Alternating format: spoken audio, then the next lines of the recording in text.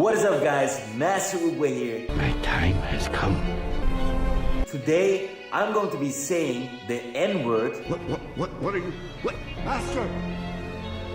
Humans have evolved through millions of years, from discovering the wheel, to discovering fire, to discovering edgy humor. So last night I'm chilling with my boy Hitler. Now, edgy humor is something that's kind of persisted throughout the ages. 99% of people that have told you that they've never laughed at edgy humor are just outright lying to you, probably out of shame. I mean, a great example, look at my older videos, the way I spoke. It was just embarrassing. So to any of you that upload content onto YouTube, you could really tell I was like a pasty white kid that never left the house and had any kind of social interaction. Now, this is a situation which I'm probably going to put in the title because it seems to just juice views for some reason. It's like when a YouTuber used to put like the Vivo watermark in the corner of their videos. This is regarding a YouTube Shorts creator called Master Oogway. Now, I'll be honest, I had no idea who Master Oogway was. But whenever I scroll TikTok at 3 in the morning, the algorithm loves to show me videos just attacking this guy, tearing him apart. I swear, every 10 or so scrolls, it's either someone on a live stream with like 3 views, or it will be a video tearing Master Oogway apart.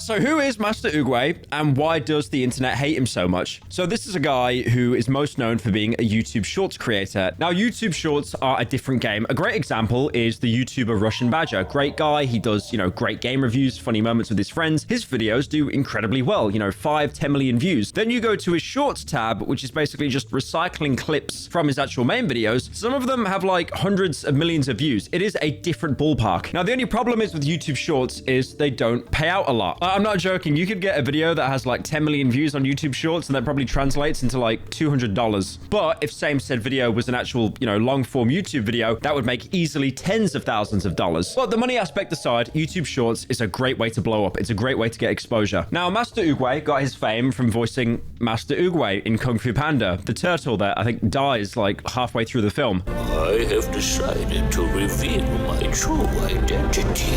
My name is Oogway. But as we know, the internet is a supercharged highway, and if you have like a certain gimmick or bit, you basically need to commit to that until you're like 35 years old, or you need to find a new bit because people aren't really watching it anymore. Seriously, it is insane seeing people doing short form content that are known for like one singular bit, and then like 5 years later they are still doing the same bit because it's the only thing that brought views into their channel. There is something really sad about that you kind of have to be like the court jester, like, oh, I have to keep doing the same thing over and over or I'm gonna fall off. So he started to evolve his content. He started to metamorphosize, if that's even a word. He started to spread his wings like a beautiful butterfly. He still kept the Master Oogway voice, but then started doing other things like, saying it in the Master Oogway voice, but doing the Giga Chad face, a bit that he called Mr. Bombastic. If you scroll through his page, you can see that he was keeping up the same bit over and over for a very, very long time. But again, like, this is not exclusively to Master Oogway. Anyone that does short form content on Instagram or TikTok or YouTube Shorts, if you get a bit that blows up, unfortunately, you're kind of stuck doing that bit because if you don't, you're probably gonna fall off. It is so much harder to carve out personality-based content by doing shorts because, you got a bunch of kids watching you that just like scroll. If I don't see bright colors, I'm gonna scroll. It's a Giga Chad face.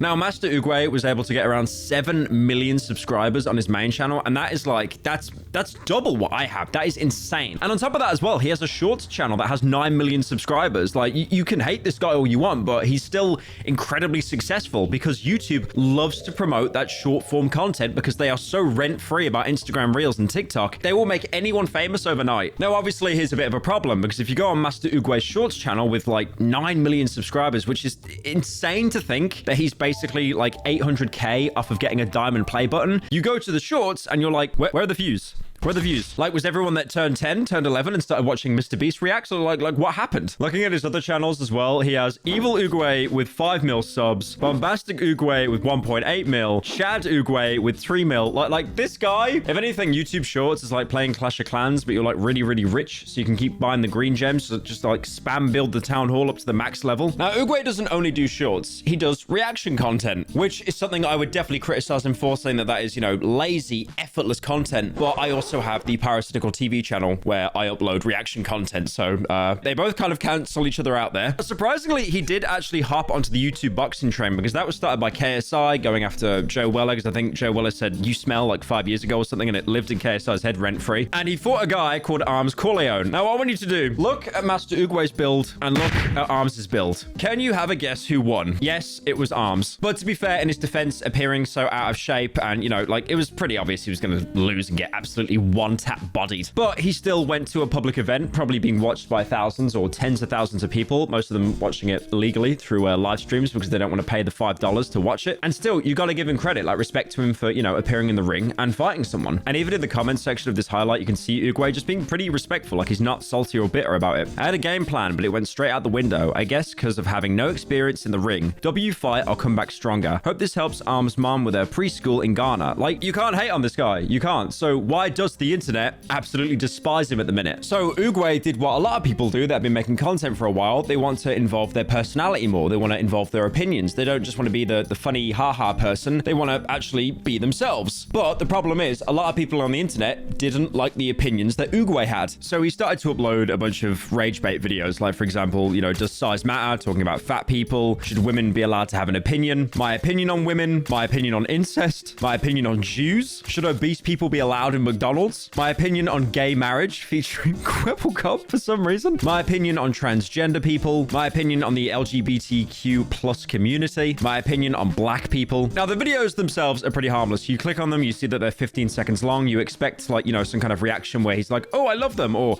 "Oh, I hate them." Obviously, the latter one probably getting you cancelled on every single platform imaginable. But basically, when he delivers his actual opinion, there's just like music that plays over every single one. But that's the punchline. Like, it's basically just clickbait. And then he uploaded the bombshell, which is, "Can white people say the N-word?" Now, this video, he's just sat there in silence for 7 seconds because, again, I'm pretty sure he likes to keep his career. And I'm pretty sure that if he said it on YouTube, people would snitch on him and his account would be removed instantly. Now, I know what people are going to do here. They're instantly going to bring up the fact that there's a parasitical N-word compilation. There's probably multiple of them floating around on YouTube right now, which I said, like, I think 7, 8, 9 years ago. I am incredibly embarrassed about those to this day. But again, like, I want those videos to be out there because if I start copyright claiming these videos and taking them down, it just makes me look really kind of petty. And also, again, you create a Streisand effect where you want to censor information, it just brings more attention to it. It's unfortunately just a really cringe, embarrassing chapter in my life, and I just, you know, gotta live with it. Then he uploaded another video saying the N-word for the first time, and basically the punchline is he says neighbors. But then it finally happened. The 2nd of May, Oogway did a video called saying the actual N-word where, you know, he just flat out says it. I'm gonna say it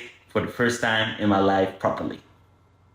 And then you'd think, okay, Master Oogway, you're pulling a little bit of a 2016 moment here. We can still come back from this. Maybe if you just put up like a little apology or something. No, he doubled down and released a music video called The Austrian Painter Is My N-Word. Now, edgy songs like these to bait attention have existed for a millennia. I mean, I remember like 7 years ago, there was an artist called 3Pack, a play on 2back, and he actually uploaded a video called PewDiePie is a... I don't think I can even say that because I want to keep ads on this video. 3Pack actually passed away as well, like all the way back in 2015. He had like a water polo incident where he like stopped breathing and they couldn't resuscitate him, and the guy was only 24 years old. Now, that video was quickly pulled by YouTube, but it is still up on Spotify if you really want to give it a listen. Now, at this point, Oogway started to hemorrhage his fan base because the content he made before, it was pretty wholesome. You know, it was something you could send your mom or your dad. It's that peak kind of relatable content where it's kind of like wholesome comedy, but obviously as Master Oogway started to inject his own personality into his content, it caused a massive hemorrhage of fans, which usually, to be fair, is what happens when you include your, you know, personality, because people are like, "Oh, I didn't come for you. I just came for the funny talking turtle from Kung Fu Panda." But then again, to be fair, if you're baiting out videos like saying the N-word for like 10 times in a row, you're probably going to lose a bit more fans than you usually would. So here, Master Oogway had two choices. Maybe do like a little bit of an apology. I did a bit of an oopsie whoops. I will now go back to making, you know, wholesome content, or maybe just not baiting out people constantly. Or he had the option to double down.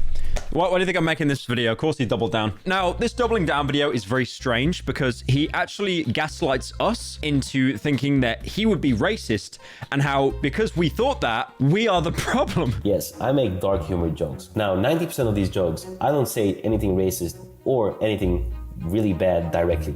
I make you think it.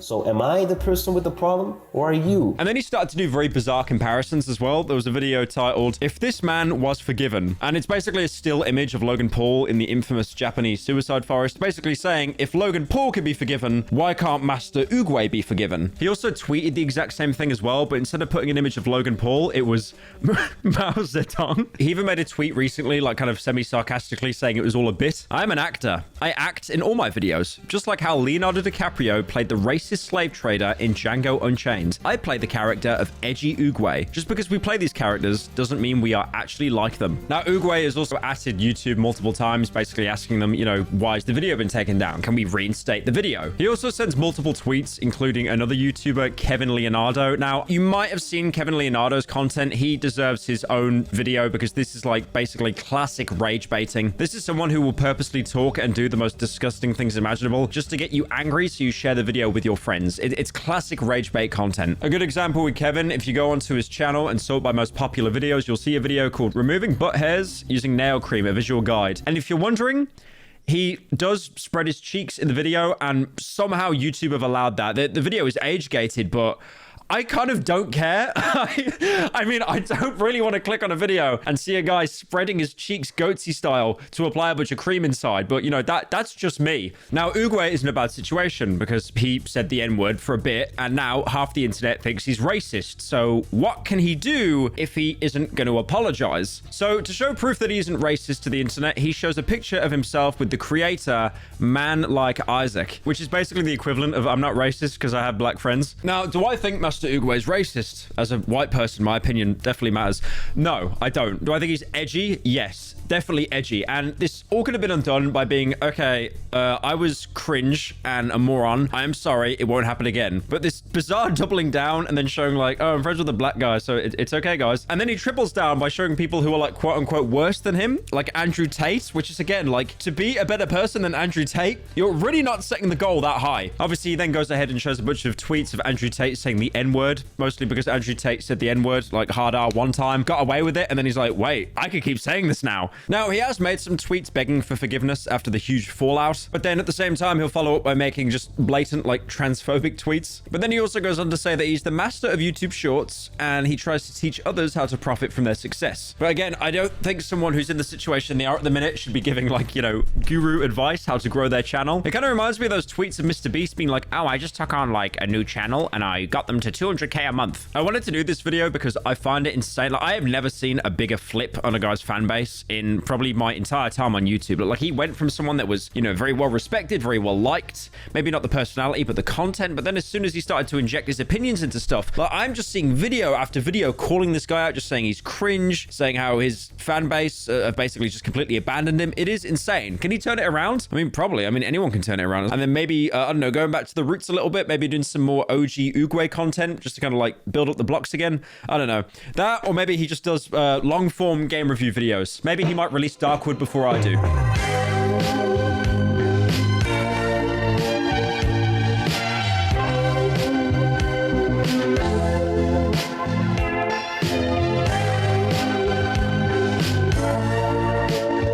We don't want to hear you say no more. Stop.